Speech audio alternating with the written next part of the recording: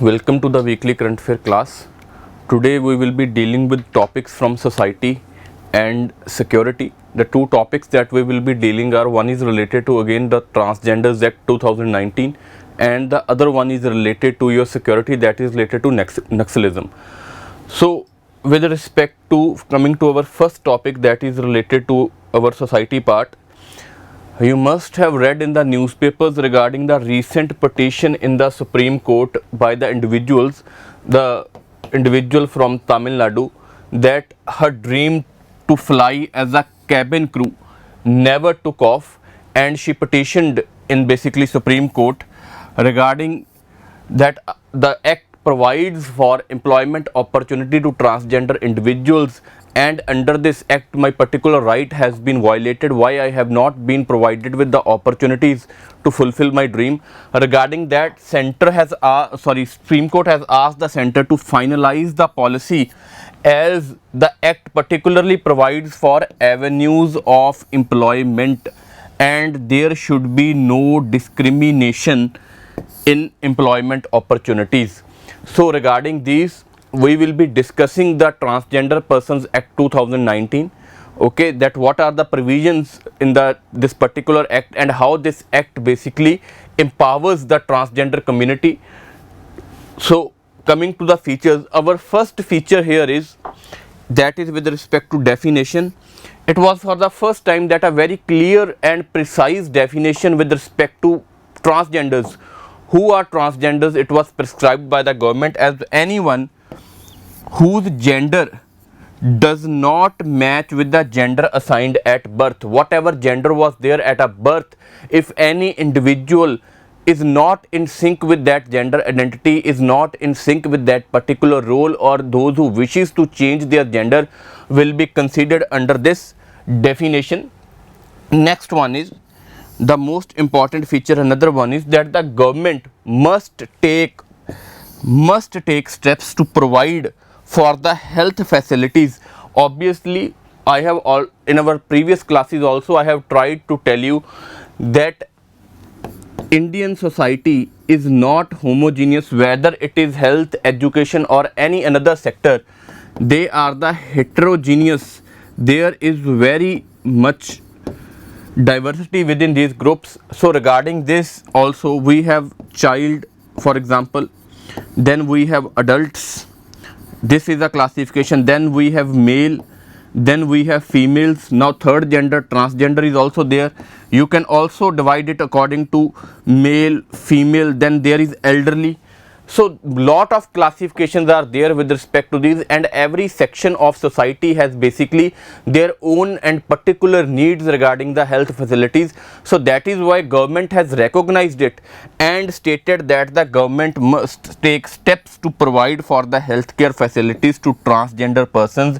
Specific provisions are made for some of the areas, like separate HIV surveillance is there, or sex reassignment surgeries are there. For example, anyone who is not comfortable with the gender identity assigned at the birth. So with respect to particular health problems, government has stated that we will establish centers or departments within the hospitals to address those particular health needs.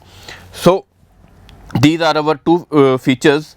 Moving forward, what does the act provide further? The act states that it prohibits discrimination against transgender persons in any case. For example, if there is employment or occupational opportunity, you must know that our right to equality provides for equality of opportunity, and even our preamble states that.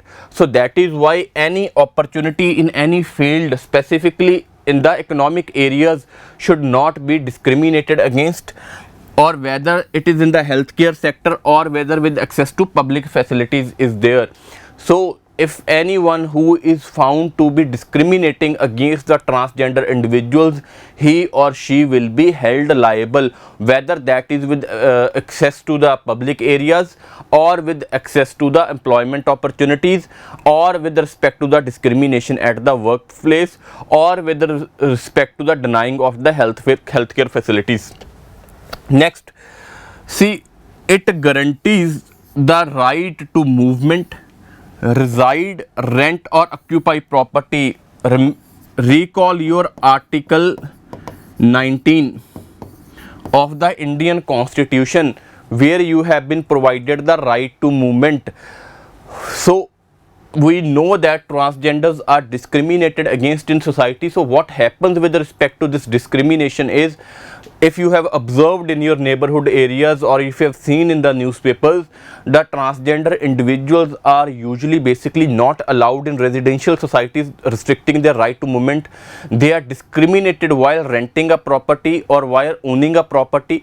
People stereotype against them, discriminate against them, because of which they have to move out of those residential areas. So to prohibit that basically discrimination, the act has stated that their right to movement in any society, in any neighborhood area, or their right to reside within any particular area, or if they wish to basically rent or occupy or own the property in any area, that will be granted. So they will not be discriminated against this, so that their fundamental right, their Article 19, can be ensured. Why?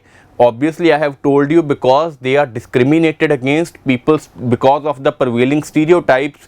People do not allow them to live in residential areas, do not basically give their property on rent, or do not purchase or sell the property from them. So to reduce that kind of discrimination prevailing in society, the act has granted their Article 19.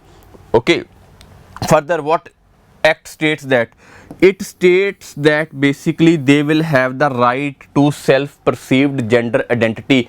Any individual, for example, as stated in the definition, who is not comfortable with their gender identity assigned at birth, or those who wish to change it, they can do so if they feel like we want to change the gender identity. And for that, they can only have to basically access a certificate from the district magistrate that, see, we have changed our gender identity, and for that particular identity that we have accessed, we want a certification for that. And how this is a self perceived gender identity? Because to give that particular certificate, any physical examination will not be conducted whether you have changed your identity or not. For example, if any individual A wishes to change their gender identity, he will have just to go to the district magistrate's office and state that, see, I was not comfortable with my gender identity signed at birth, so I have changed my identity. So for that I wish to procure a new certificate, and the certificate will be given to that individual. For that, whether he has really changed the identity or not, whether gone through a sex reassignment surgery or not, that physical examination will not be conducted. Why that will not be conducted? Because it is only it has often been seen that it leads to harassment and discrimination of the particular individual. You can also link it with basically right to bodily autonomy. Basically, individual feels that my human rights, my human dignity has been violated. For example, if any individual is a male or female, there is no physical examination for that I am a male or that I am a female. Okay, so on the lines of that, basically their physical examination has also been cut out. Next point. See, it states that no government entity or a private entity can discriminate against transgender persons in employment persons. For example, if any individual, while filling out a form for any service, whether in a government or private, states his or her identity as a third gender, so on the basis of that identity, any government or private company cannot discriminate that we will not hire a transgender individuals. If they have a qualification, if they fulfill the qualification criteria, they have the required necessary educational skills, they will be hired and they will not be discriminated only because of their identity. Next one is the compliance officer. So what does it do is, every establishment, obviously whether it is private or whether it is a government, has been mandated to designate a person as a compliance officer to handle complaints. For example, I have already told you in this discrimination point that many individuals face discrimination at workplace. So what happens is, to reduce that discrimination, to properly redress their grievances, government has stated that every establishment needs to have a compliance officer who will look into the complaints filed by the transgender individuals regarding discrimination or ongoing harassment at the workplace. So what are the features that we have discussed? First of all, government intends to reduce the discrimination. That discrimination might be prevalent in the gender or the government or the private identity. Further, to reduce that, government intends to basically appoint a compliance officer. And next one, basically to reduce the discrimination, government aims to secure Article 19 of the Constitution. And last one of all, they have a right to self-perceived gender identity and only have a certificate issued from a DM's office without undergoing any physical examination. Moving forward, what does the other features of the act basically? Next one is a transgender protection cell. Transgender protection cell, basically every state government will undergo or basically will set up a protection cell to empower the transgender individuals under the district magistrate and director general of police to monitor any offences against the transgender persons. They will be reviewing basically what kind of offences are committed against the transgender individuals, whether they are safe in society or not. For that, basically a cell has been established under supervision of DGP of the police and in every district under the district magistrate. Next one, it aims to establish basically National Council for Transgender Persons. It can also be asked within your prelims exams that who is the chairman or basically the authority with respect to this particular council. See, the Union Minister for Social Justice is the chairman for this, and Minister of State for Social Justice will be the vice person. What this council intends to do? Obviously, this council intends to see whether the policies, particular schemes or the act that is in place, whether they are able to fulfill their desired objective or not, whether they are having any progress with respect to the empowerment of transgender individuals or not. So, and next one is basically it recognizes some explicit offences that are committed against the transgender individuals. For example, forced or bonded labor, okay, that is a labor without any pay. Then denial or use of public places. If you remove from household or village any transgender persons, physical violence, sexual violence, verbal, emotional or any economic abuse, if any individual is found to be committing these offences, he or she will be held liable. Obviously, we have discussed all these are the practices of discrimination that are prevailing against the transgender individuals. What are they? Bonded labor, then denial of public places, or the right to residence. We have already discussed that they are removed from household or villages. And then is a physical violence because of their identity. Then there is a sexual violence, verbal, emotional or economic abuse, that is a denial of economic opportunities or discrimination at a workplace. So these are the particular features that are there of the act. Now we will be discussing what are the particular issues that are prevalent with respect to the act, okay, or why this act has not been able to do as much as it was desired to do. First of all is, see, the act does not guarantee reservation to transgender persons. It states that there should be no discrimination against the individuals, but it is short of providing some affirmative action or some concrete action so that they can be economically empowered. It does not provide as such reservation. First, next thing is, it does not actually provide for self gender recognition, as at the end of the day an individual has to get a certificate issued by district magistrate okay, regarding a gender identity. No doubt it has stated that we will be basically not going for a physical examination, but at the end of the day you have to get a certificate regarding your gender identity from the district magistrate's office. So as such it is no proper or absolute self gender recognition, so therefore it violates the right to self gender identity. Next one is, the act does not say anything about recognizing transgenders as socially and educationally backward under Article 15.4 and 16.4 of the Constitution. In your polity classes you must have discussed about the reservation that has been provided under these two articles in the category of socially and educationally backward. So it not only does not provide any guarantee for reservation, it does not also basically classify the transgenders under this category, that is the socially and educationally backward classes. Next one is, whether the individual who holds female or male certificate will get the benefit of government schemes or not. There are many transgender individuals who have not basically get their transgender certificate as a third gender.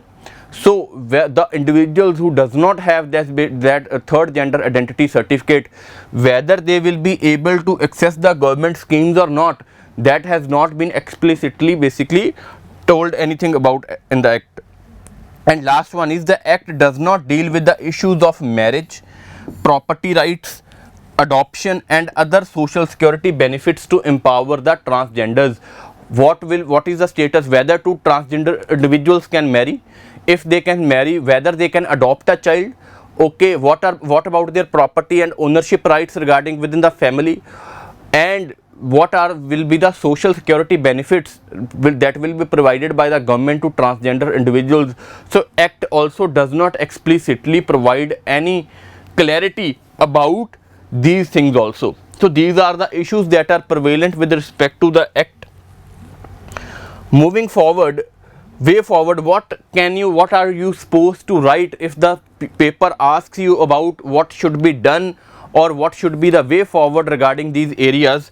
So what you will be writing is, you will be writing that at 3 levels we can basically make a change to improve the positions of the transgender individuals. First of all is the government, second one is the employers who are hiring them, and third one is a workers organization.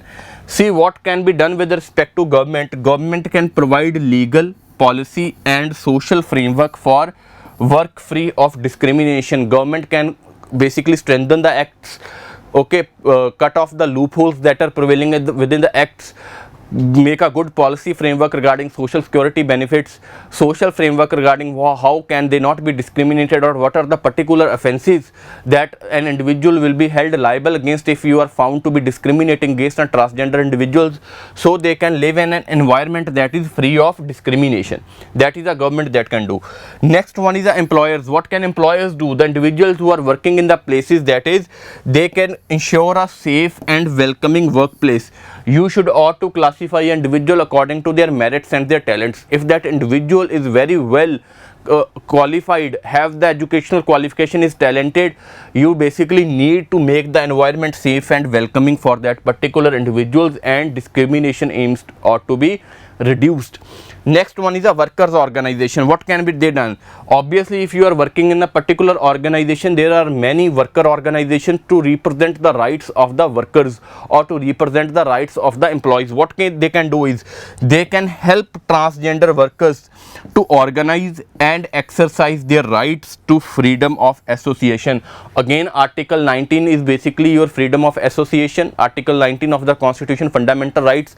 So within workers organization, a separate association can be formed to represent the interests of the transgender individuals, so they are properly placed before the management or before the employers, so that they interests can get redressed. So these are the 3 things. Again, what are the 3 things that can be done?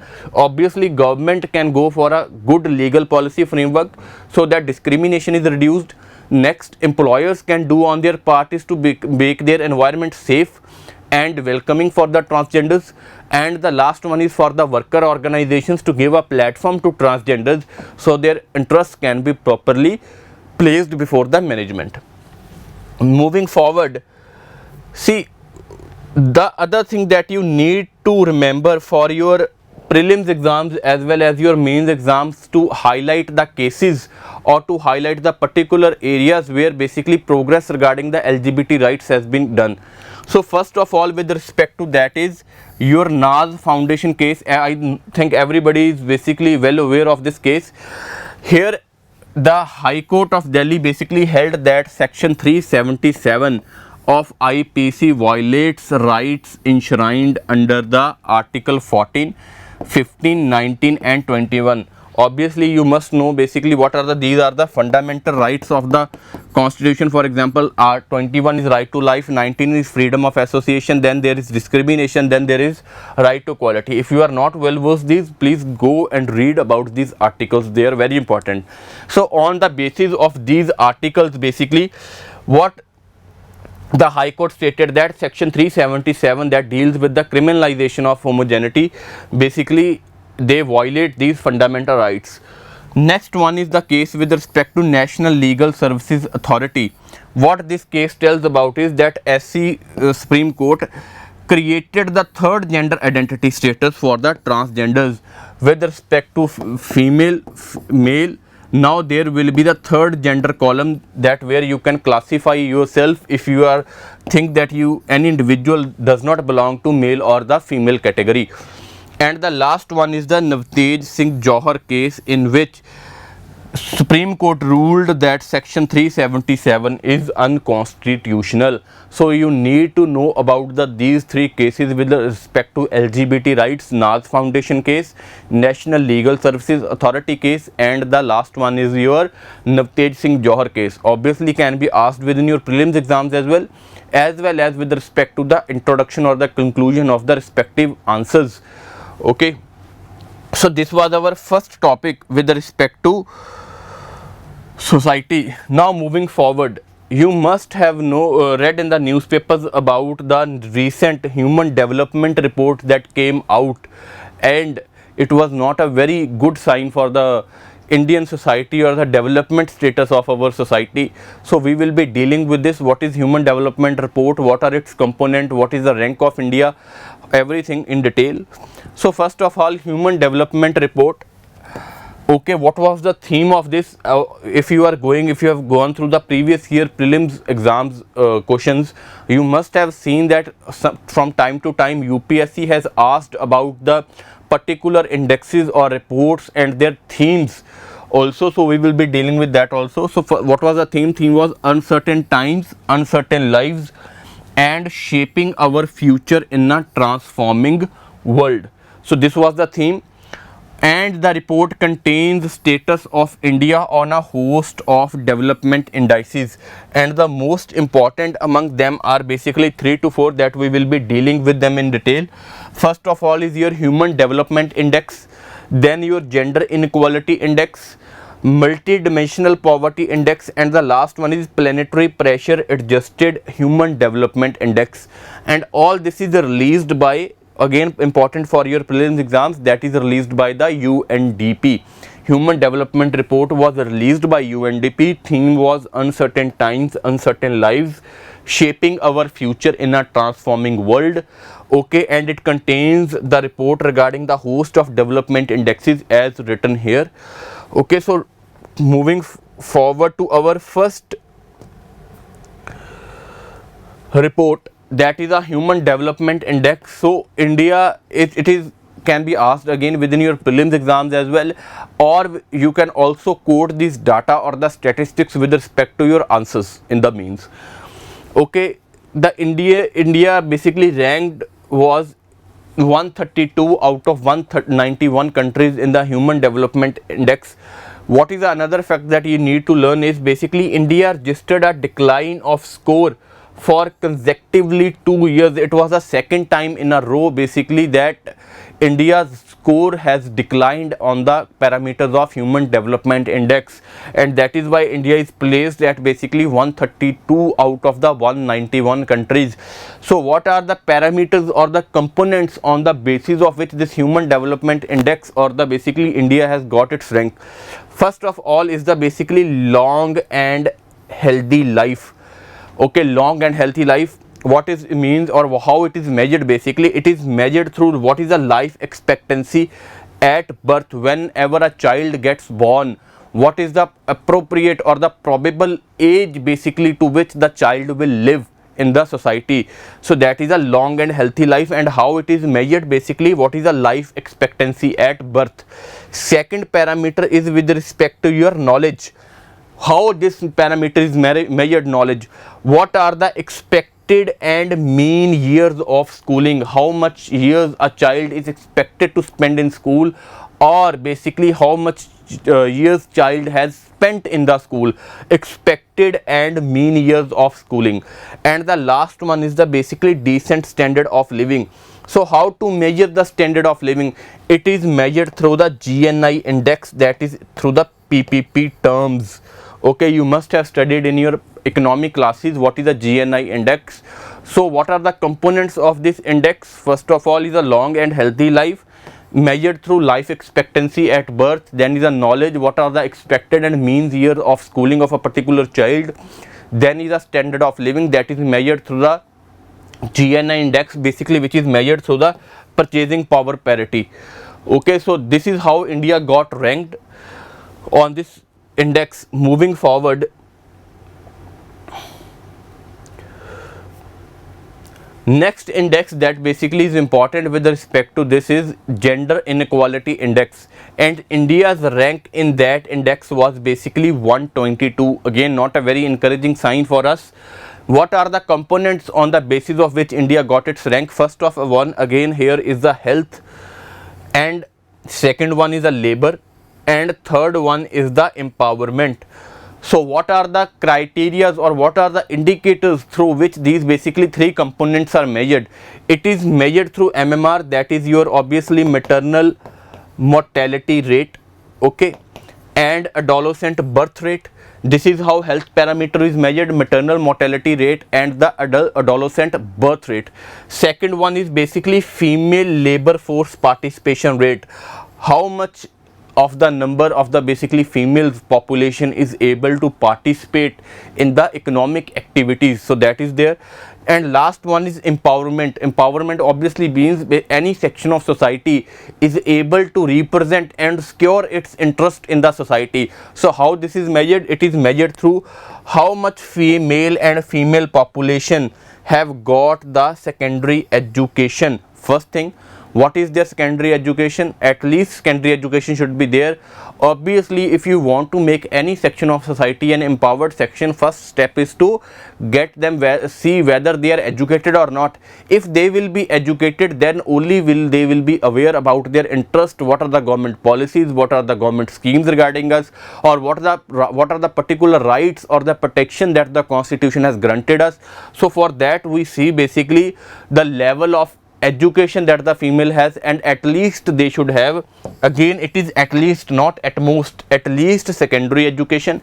And next one is the share of parliamentary seats, whether they are able to represent or secure their grievances before the parliament or before the appropriate authorities. And for that basically we see what is the share of the parliamentary seats of both the sections, male as well as the female as well. So on these parameters basically India got the rank, that is 122. Health, labor, employment. And how this is measured? Maternal mortality rate, adolescent birth rate, then there is female labor force participation rate, and last one is, here two things are there, one is education and another one is the political representation. So this was our second index. Moving forward, see next one, again very important index, that is a multidimensional poverty index. So India scored 0.123 in this multidimensional poverty act. And what does it stated? That you must have studied in your economy classes that it is not a rank based index, it goes through a head count ratio, okay. So it stated that 27.9% of our population is multidimensionally poor. What is multidimensionally poor? Multidimensionally means that they do not have access to education, they do not have access to health, they do not have access to economic resources. Other poverty indexes only basically focuses on the economic parameters, whether they are able to access the resources or not, or what is their monetary income, but it also sees the another dimensions, for example education, health and many more, whether the individual or the community is performing well on these parameters or not. And on the basis of these, it stated that 27.9% of our population is multidimensionally poor, with 8.8% is under severe multidimensional poverty, that is poor among the poor or the poorest among the poor. Okay, and what on the what basis basically India's 27.9% of the population is multidimensionally poor? First thing measured is health, second is education, and the last one again is the standard of living. As I have told you that it does not only focuses upon the economic parameters but also upon the other parameters such as education and health. So how health is measured?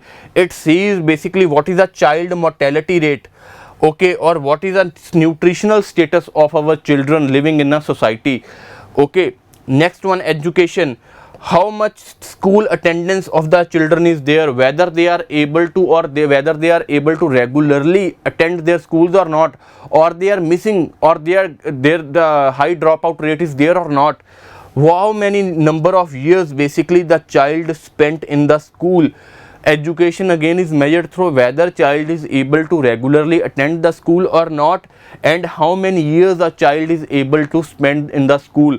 And standard of living, earlier in our index how standard of living was measured, it was measured through the PPP terms, but here that criteria is not there. It is measured whether you have access to basic necessities, that is electricity is there, sanitation is there, whether you have a house or not, whether you are able to access the basically food sources, cooking, gas and all the necessary things that are there, and many more. How, again I am going to repeat here, it can be asked in your prelims as well. How the standard of living is measured here? It is not measured in the PPP terms like we have seen in the earlier index, but here the standard of living is measured through whether you are able to access the basic necessities or not, where that is access to electricity, sanitation, shelter, cooking, etc. So on the basis of these parameters, India's basically 27.9% of the population is multidimensionally poor. Moving forward to our one more index that is very important here, that is a planetary pressure adjusted HDI. In this, India's rank was 138, again a not very encouraging sign for this. So what is planetary adjusted human development index? It is obviously an experimental index, okay, that adjusts the HDI for the planetary pressures, basically Anthropocene pressure that is there, or the human pressure that is there, or the human what we say impact on our society or our environment that is being seen to or adjusted to while calculating this pressure. The PHDI discounts the HDI pressures on the planet to reflect the concerns for intergenerational inequality. What does it adjust? It adjusts the planetary pressures or the human pressures to go for what to basically what is the aim to look out for. The aim to look out for is the whether intergenerational inequality is there or not. For example, if an individual A is poor, if its son or child is relatively poor or rich in comparison to his last generation, that is the intergenerational what we say inequality. And if the value is close to 0, then it will be indicating the high pressure. Okay, if the value is close to 1, then it will indicate a low pressure. For example, it is measured as in the parameters of 0 to 1. If it is 0.9, it means that the pressure on basic planetary pressure is less.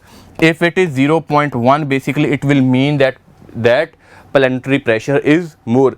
So these were the important indexes that were there in the human development report. You need to learn all this. India's rank that is there, what are its component, who is this released by, what was its theme.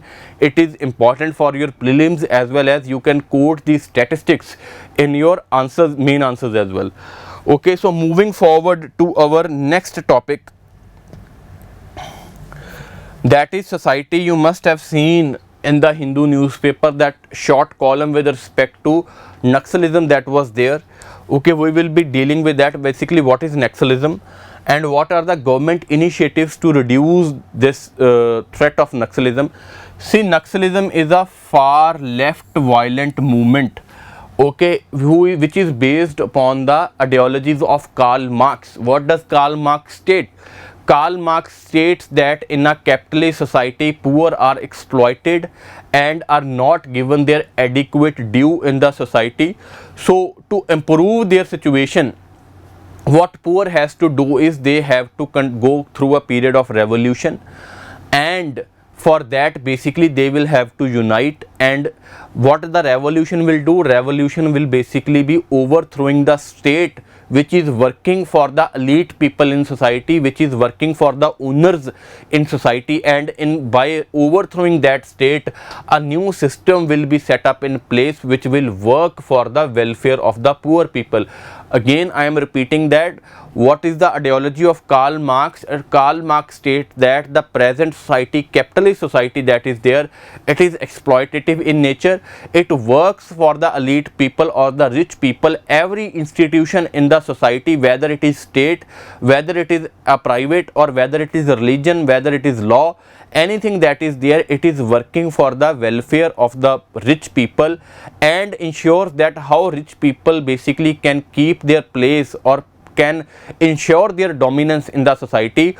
If the poor people are to change their prospects, if the poor people do not want to remain exploited in society, they will have to conduct a revolution, and by conducting a revolution they will overthrow the state which works for the rich people, and in its place a new state will be placed that will be working for the poor people or work for the welfare of poor people. So Naxalism is also based on that ideology. That is why we have written in the definition that it is a far left violent movement. Left means leftist ideology, the ideology that is associated with the Karl Marx, okay, which aims to overthrow the government of India through people's war. People's war here is a revolution.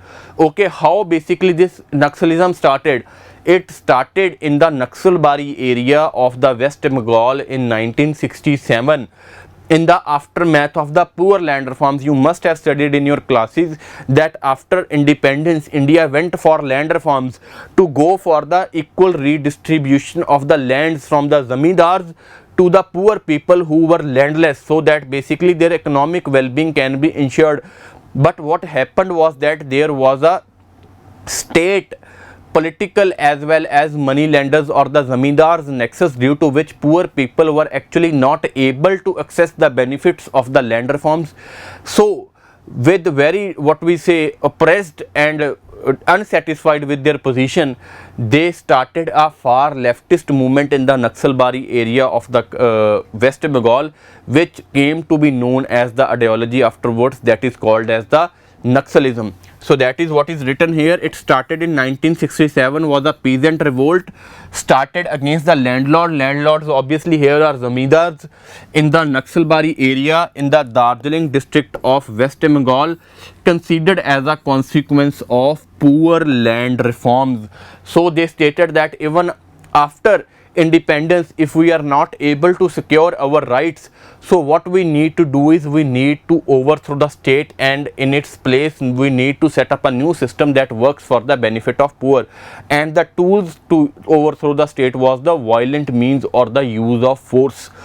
Okay, obviously I have told you about the ideology of Karl Marx, that capitalist society is exploitative in nature and all the institutions work for the elite. Elite here means rich, and there is a suppression of have not. Have not here is the poor people.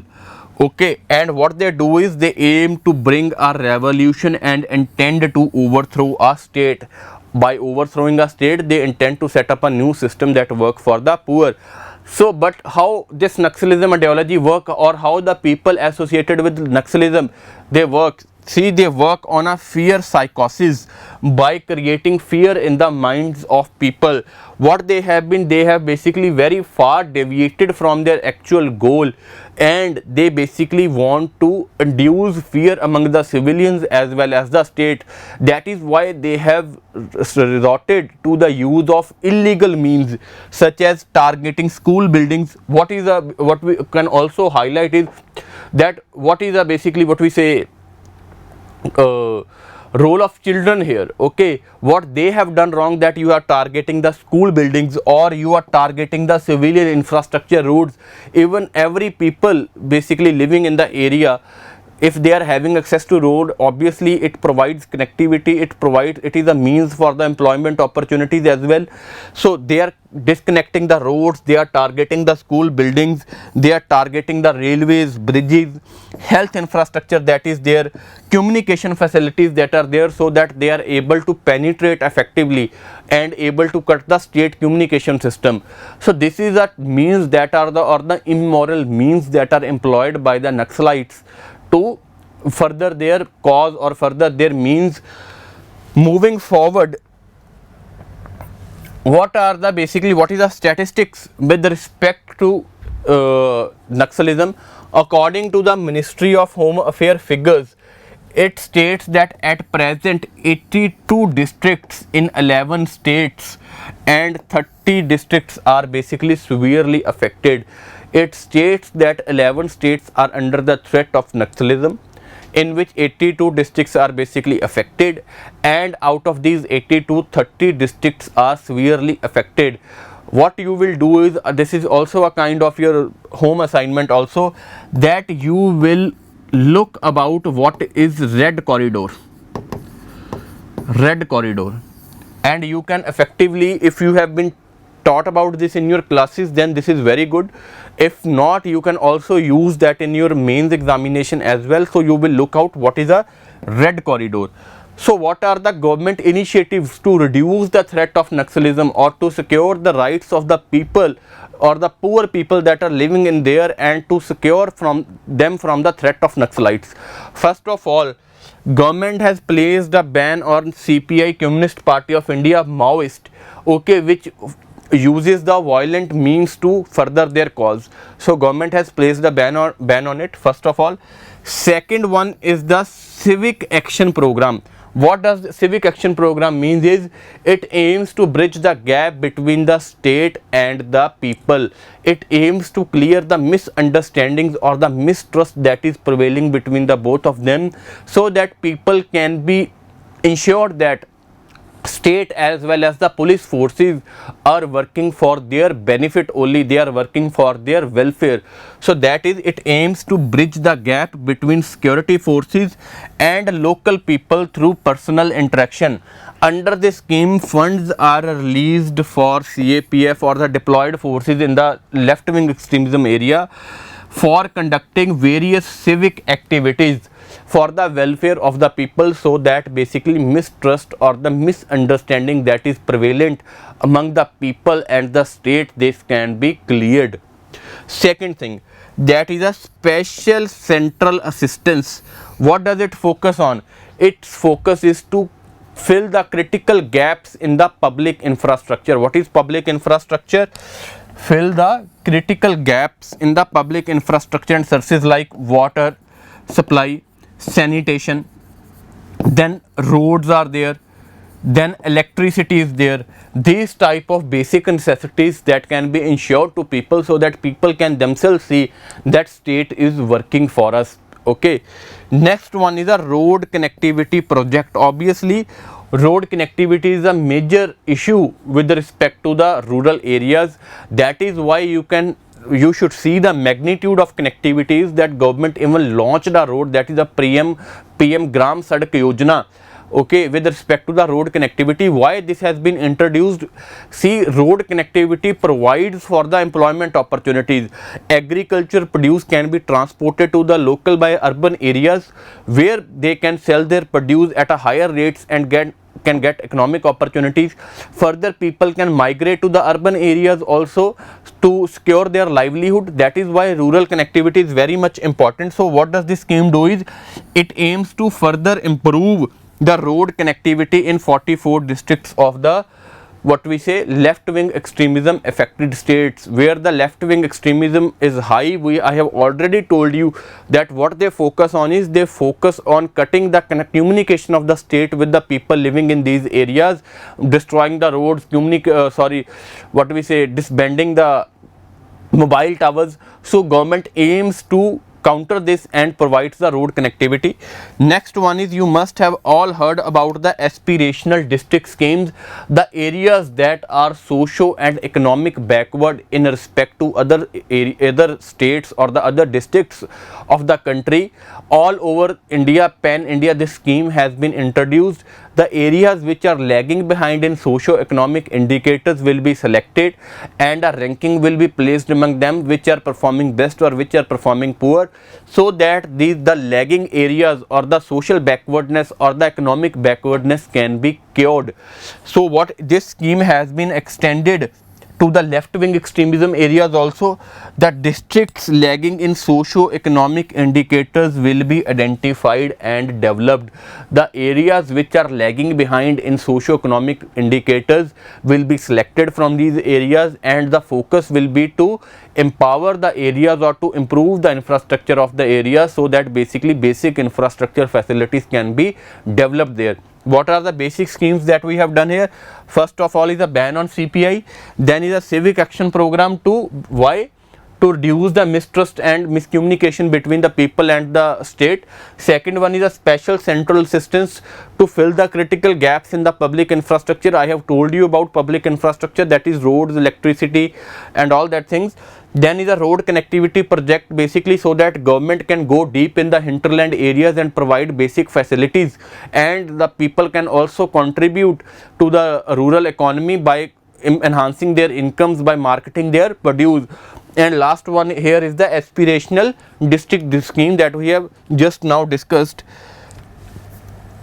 What the another scheme is, basically see, that one is the mobile tower project. I have already told you that Naxalites, basically that Naxalite groups, they go for disbanding the mobile towers or the road connectivity project, so that people living in the areas, left wing extremist affected areas, can be cut off.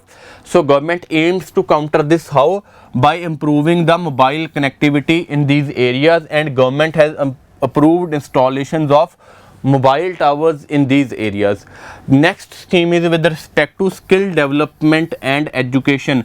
Government wants to improve access to education and further make it affordable. If there will be access to education, second one, it will be affordable, people will be able to have appropriate skills so that they can be employed in the market, and the people living in these areas can also get access to the employment opportunities prevailing in the market. When the people will be employed, when the people will see the benefits of development, so they will basically by themselves will be cutting themselves off from the Naxalite ideology or the left wing extremist ideology. For skill development alone also, government has started many initiatives, like you all know, Skill India is there, or Pradhan Mantri Kaushal Vikas Yojana is there. Under these schemes, basically, or with respect to education, you must have studied about the Ekalavya schools that are there, okay, or Kendri Vidalyas that are there. Government aims to promote these schools in the particular areas so that the children can get education, affordable education, and get themselves skilled and get the benefit of the employment opportunities. As well as the adult individuals, government has started specific skilling programs with which they can skill themselves and get the basically benefit of employment opportunities. What is the basically another scheme that is prevalent here? That is the Samadhan Strategy. That must have been told to you in your classes. It is a one-stop solution for the left-wing problems. It is a strategy that focuses both on the short-term as well as the long-term goals to eradicate the left-wing extremism. Samadhan is a basically mnemonic, and what does it means? It is a smart leadership, that we will be providing a good leadership to lead the operations. Next one, aggressive strategy to counter the Naxalites. Okay, next one is motivation and strategy. Next one, actionable intelligence. If the government gets a whip of that any Naxalite group is active or it's about to attack the what we say any public infrastructure or any area, the government will act on it. Then it is a dashboard based key performance indicators. A dashboard will be established where basically government will track the progress of the various schemes or the initiatives taken under this strategy to reduce the basically impact of left wing ideology. Then there is harnessing technology. Use of technology, you must have studied in your security classes, the use of technology to counter the basically Naxalite operations, to go for actionable intelligence. Then action plan for each theatre. We have seen that Naxalism is prevalent in the various states and districts of the country. So there will be a no uniform as such approach. According to the each theatre, according to the needs or the demands of a particular area, strategy will be devised so that it is properly adopted in that area. And last one is no access to funding. Basically government intends to reduce the funding of the Naxalite groups so that they are not able to operate within the various areas of the country. So that is a Samadhan strategy. Again, this is a mnemonic, you have to learn about it. This can also be used within your mains exam. So this was all from my side, what I have told you about, and go and read about the red corridor. What is the red corridor? And you can use, if the question comes, what are the government initiatives to stop the threat of Naxalism, then you will be mentioning all these particular schemes as well as the statistics that have been told to you. So this will be all from my side.